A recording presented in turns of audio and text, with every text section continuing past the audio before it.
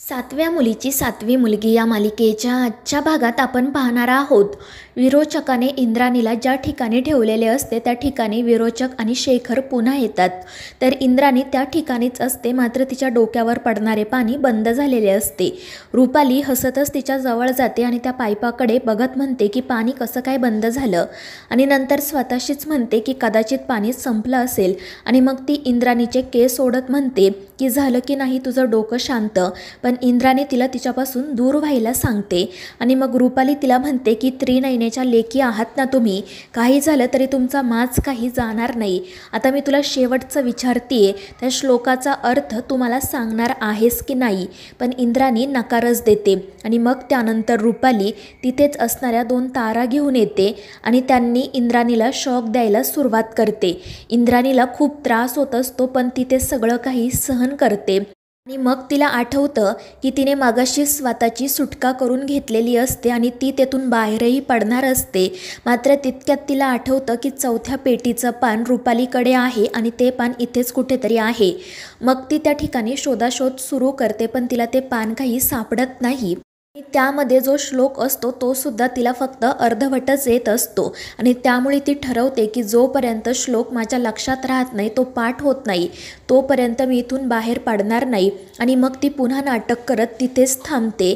पण रुपालीला याची थोडीही कल्पना नसते. ती इंद्राणीला म्हणत असते की जर तू मला त्या श्लोकाचा अर्थ सांगितला नाही तर कधीच तुझी इथून सुटका होणार नाही. तर इंद्राणी मुद्दाम म्हणत असते की जर मी तुला त्या श्लोकाचा अर्थ सांगितला तर देवी आईशी प्रतारणा केल्यासारखं होईल. मी तुला कधीच श्लोकाचा अर्थ सांगणार नाही. आणि त्यामुळे रुपाली तिला शॉक देत राहते. इंद्राणी म्हणत असते की 5वी पेटी नेत्राची आहे आणि ती तिला सापडणार. नियतीच्या मनात जे आहे तेच घडणार. पण रुपाली पुन्हा तिला शॉक देत म्हणत असते की 5वी पेटी मला सापडणार. आता मी तुला शेवटचं विचारतेय, तू मला या श्लोकाचा अर्थ सांगणार आहेस की नाही. आणि त्यावर इंद्राणी म्हणते ठीक आहे, सांगते मी तुला श्लोकाचा अर्थ. आणि त्यामुळे रुपाली खुश होते.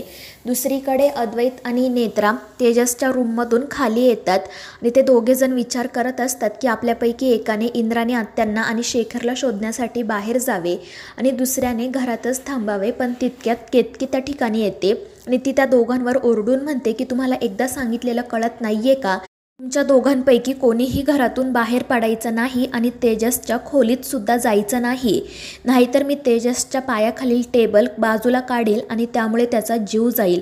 आणि त्यावेळी नेत्रा म्हणते की हो काकू, आम्ही कुठेही बाहेर जाणार नाहीत, आम्ही दोघेही इथेच थांबतो. आणि मग त्यानंतर ती केतकीला म्हणते की तुम्ही सकाळपासून काही खाल्लेलं नाही आहे, मी तुमच्यासाठी काहीतरी खायला घेऊन येते. आणि मग ती किचनमध्ये जाते. तर अद्वैत केतकीलाच विचारत असतो की काकू तुला माहिती आहे का गं, बाबा आणि इंद्राणी आत्या कुठे आहेत ते. आणि तितक्यात नेत्रा काही फळं घेऊन त्या ठिकाणी येते, मात्र केतकी ती फळं फेकून देते. त्यामुळे नेत्रा म्हणते की काकू हे काय करताय तुम्ही. तर केतकी सरळ तिच्यावर हात उगारते, पण अद्वैत मध्ये पडतो आणि त्यामुळे केतकी अद्वैतच्याच कानाखाली मारते.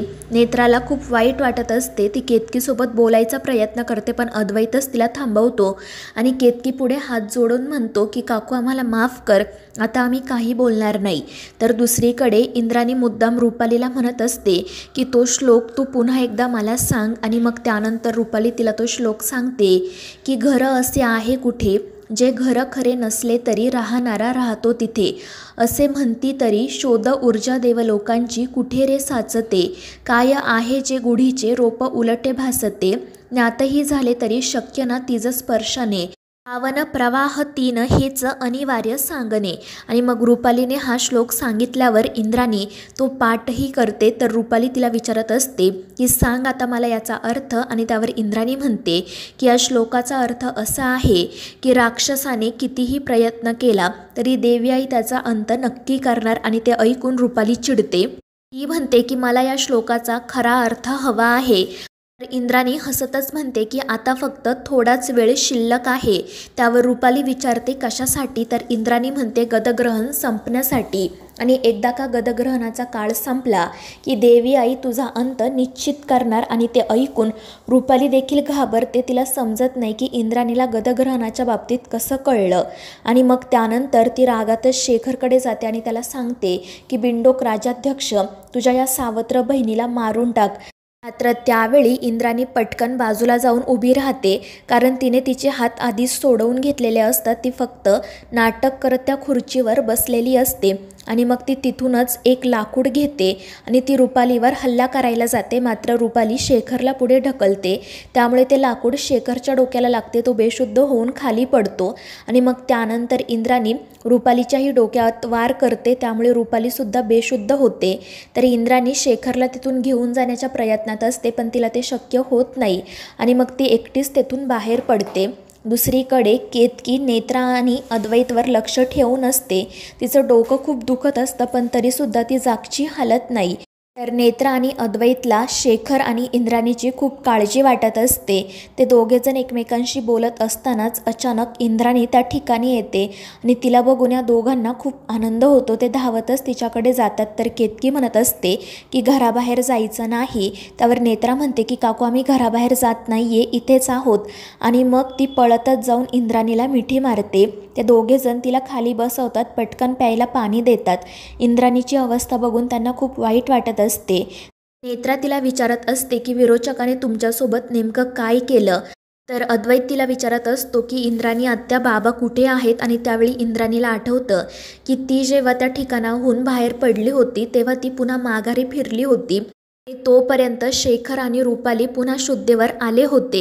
मात्र आता रुपाली शेखरला काही करणार नाही याची तिला खात्री पटलेली असते. त्यामुळे मग ती लगेच घरी येते आणि अद्वैतला सांगते की शेखर विरोचकासोबतच आहे आणि काळजी करू नको, तो सुरक्षित आहे. त्यामुळे अद्वैतच्या जीवात जीव येतो. आणि मग नेत्रा तिला म्हणते की आत्या, मला म्हातोबाच्या टेकडीवर तुमचा मोबाईल सापडला होता, पुढे नेमकं काय झालं. आणि त्यावेळी इंद्राणी म्हणते की ते मी तुम्हाला सगळं सांगते, पण घरात नक्की काय सुरू आहे ते मला सांगा, कारण विरोचकाने खूप मोठा सापळा रचला आहे. त्यावेळी अद्वैत म्हणतो, हो आत्या, ते आलं आमच्या लक्षात. आणि मग त्यानंतर तो घडलेला एक एक प्रसंग इंद्राणीला सांगतो आणि ते सगळं काही ऐकून इंद्राणीच्या पायाखालची जमीनच सरकते. तर मित्रांनो, या मालिकेच्या पुढील भागांच्या अपडेटसाठी आपल्या चॅनेलला सबस्क्राईब करा.